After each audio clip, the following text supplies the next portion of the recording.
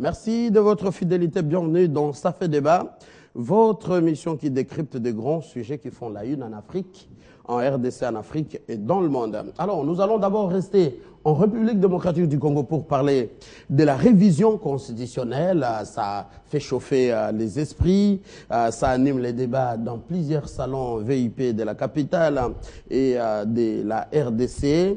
À quoi a accouché la réunion de la famille majorité présidentielle tenue mercredi quelque part dans un lieu vraiment tenu secret, et l'Église catholique qui s'invite dans ces débats de la révision constitutionnelle. Qui dit mieux?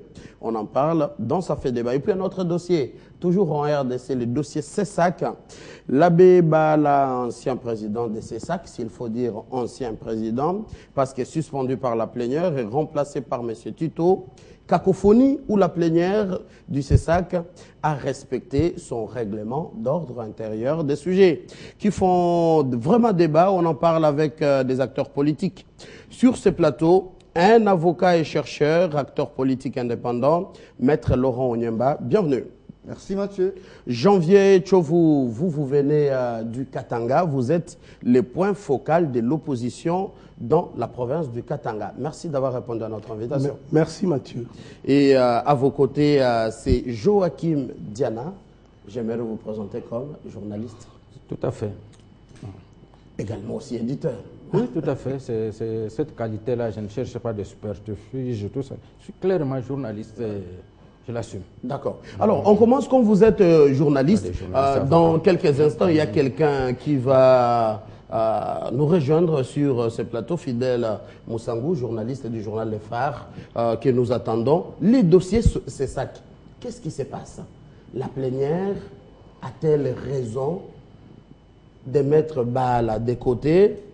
Parce qu'il y a une question, tout le monde disait, Bala a été nommé par ordonnance présidentielle. La plénière dit c'est tous les membres du CESAC qui ont été nommés par ordonnance présidentielle et c'est la plénière qui vote. Qui dit mieux? Oui, mais vous savez, dans ce dossier-là, moi, je n'aime pas y aller par le dos de la cuillère. J'ai dit il y a eu effectivement un coup d'État au CESAC. Et c'est une tendance difficile à avaler lorsqu'on a affaire à des journalistes.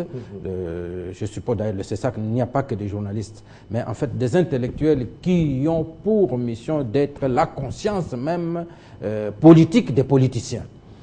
Je dis pourquoi un coup d'État, parce qu'ils avaient tout le moyen d'y aller normalement, compte tenu de l'évidence de la faute commise par le président, l'amener normalement et le démettre.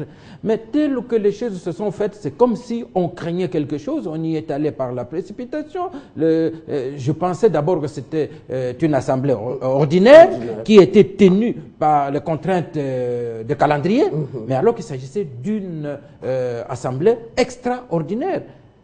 Il n'était pas obligé qu'on le tienne ce jour-là, un jour avant le retour du président. Cela a un peu faussé la démarche, quelle que soit l'évidence de la faute qu'il a commise. Donc je pense qu'on aurait dû utiliser la bonne procédure pour arriver, parce que d'autant plus qu'on était dans son droit de le faire. J'aimerais vous poser cette question. Dès qu'on reproche l'abbé président Bala, président du CESAC? Bon, en fait, le Conseil reproche au président Bala d'avoir donné l'avis conforme de fonctionnement de Start Time sans que cela passe par le Conseil. Il semblerait que selon leur règlement, la question doit être discutée. Donc l'avis conforme, c'est un engagement de tous les conseils. Mais le président a donné cet avis à titre personnel d'autorité. Et curieusement, lorsque l'affaire éclate, le président ne dit pas, il dit lui aussi au ministre de Petentik qu'il n'avait pas donné cet avis-là.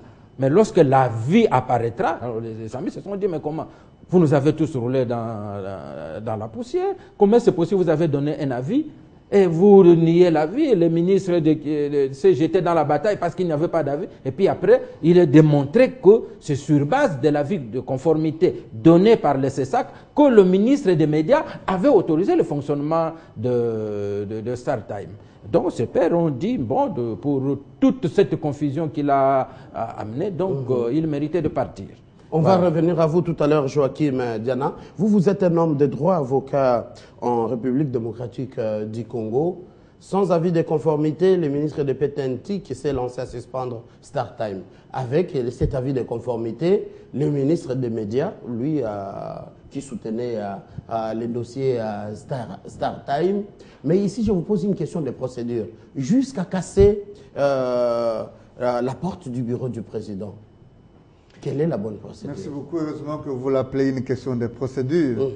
Évidemment, on ne peut pas donner des points de vue sur une question comme celle-là, essentiellement technique, sans avoir lu le texte ou la loi qui organise le CESAC. Double approche. Première approche est sommairement du point de vue de droit. Je commence par l'élément que j'ai entendu sur ce plateau, mis en exergue, casser. À quel moment on casse ça?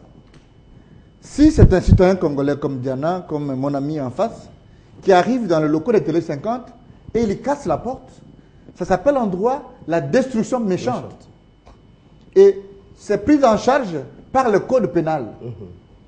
Mais si dans une procédure de droit, on se rend compte qu'au regard des statuts d'une institution, conformément à ces statuts, les actes sont posés et en impliquant le procureur général de la République, qui en envoie les agents du parquet général, et qu'on constate qu'à la date d'une réunion où le Conseil, je voulais dire l'Assemblée générale, a déclenché un processus, par exemple, de démission du président au regard de l'approche statutaire, et que vous ne vous exécutez pas dans les délais, eh bien, il n'y a pas de la précipitation. La loi veut que les agents fassent leur travail. Ce qui s'est fait au CESAC ne ressemble pas à un forcing. En droit, ça ne s'appelle pas un coup d'État. C'est en journalisme. Mais en droit, ça s'appelle tout simplement l'exécution d'une décision judiciaire. Il y a eu un avant du droit qui permet à ces agents-là de mettre quiconque en retard de nuire parce que l'institution ne s'arrête pas. Parce que M. Baala, on l'appelle M. l'abbé, une parenthèse, on commence à croire que dans ce pays, tous les malheurs nous viennent seulement des abbés. Et curieusement, l'abbé va en procédure à la Cour suprême de justice. Est-ce que la procédure déclenchée à la Cour suprême de justice interrompt la démarche de l'Assemblée générale? On répond non. Nous attendons justement que la Cour s'exprime. Mais moi, comme technicien, j'ai vu au travers des médias la requête telle que rédigée par le conseil de l'abbé. Je ne veux pas rentrer dans le fond. Mais je pense que la Cour dira tout simplement irrecevable cette requête. Et si la Cour, par amabilité, le dit recevable, la sanction juridique sera le non-fondement de la requête. Alors, ça c'est une approche de droit. Une approche politique. Tu sais, il n'y a que dans notre pays que si vous êtes mis en cause, les gens n'apprennent pas à démissionner. Vous êtes élu par votre père, vous prêtez serment. En fait, le chef de l'État institue le CESAC, tous les membres. Et à l'interne, il faut des élections et vous dit, vous êtes le premier d'entre nous. Mais le jour où vous êtes mis en cause, c'est seule la plénière et non. Non, mais c'est la plénière. Nous sommes dans l'hypothèse de Aubin Minakou. Vous ne pouvez pas dire un jour, non, Aubin Minakou dit non, je ne peux pas démissionner, je m'en remets au chef de l'État. Vous êtes élu par les députés et vous devez tirer les conséquences de droit. Est-ce que ça ne crée pas une cacophonie? Il n'y a pas de cacophonie. Dans une démocratie qui s'est construite. La loi est simple. Dans notre pays, je l'ai toujours dit, tous les fabricants de mots qui commencent à donner l'impression que non, le chef de l'État a dit, tel a dit, c'est en fait des gens qui veulent camoufler leurs erreurs derrière les deux chefs de l'État. La lecture politique.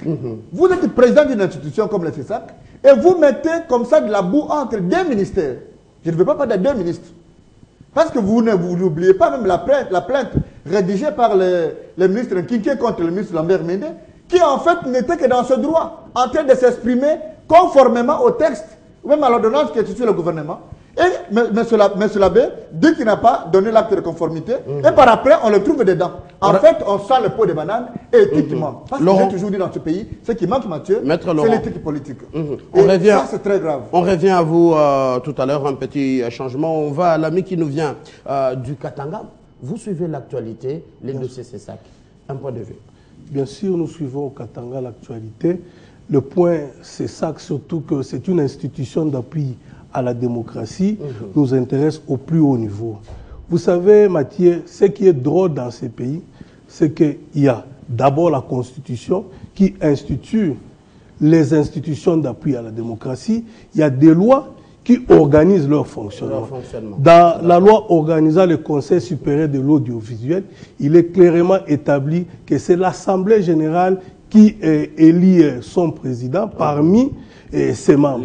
Et lorsque, en droit, il y a le principe de parallélisme des actes administratifs, c'est la main qui nomme qui peut relever. Aujourd'hui, par sa gestion, M. Labbé Bahala s'est rendu coupable de ne pas se conformer au règlement intérieur. Il est tout à fait normal qu'il soit démis de ses fonctions.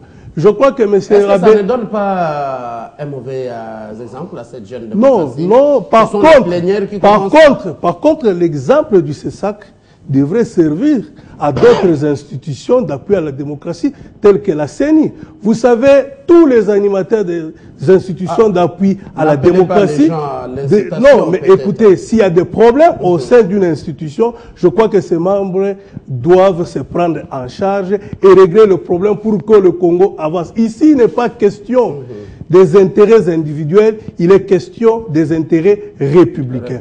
Voilà pourquoi nous disons que cet exemple doit servir aux autres institutions de la démocratie. Parce que vous vous rappellerez que dans ces pays, toutes ces institutions, leurs animateurs, leurs patrons sont toujours téléguidés par le pouvoir. Vous allez interroger leur passé, vous allez retrouver toujours, que ce soit Malou Malou, que ce soit Bahala, ils ont eu un temps donné de leur vie exercer certaines fonctions obscures dans les camps du pouvoir. Et donc aujourd'hui, l'heure a sonné où l'impunité ne doit pas être au rendez-vous, où les choses doivent se passer clairement et que la bonne gouvernance, non seulement nous allons réclamer ça au sein du gouvernement, même au sein des petites unités. Et donc aujourd'hui, Bahala doit tirer les conséquences. S'il pensait avoir un appui aujourd'hui, il n'est pas possible qu'il soit appuyé.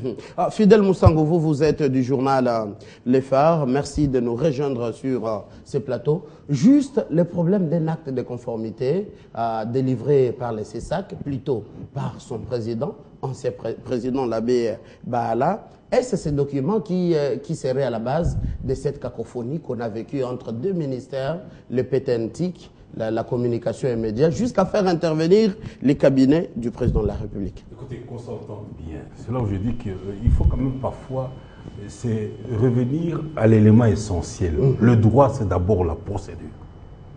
Sinon, vous tuez tout.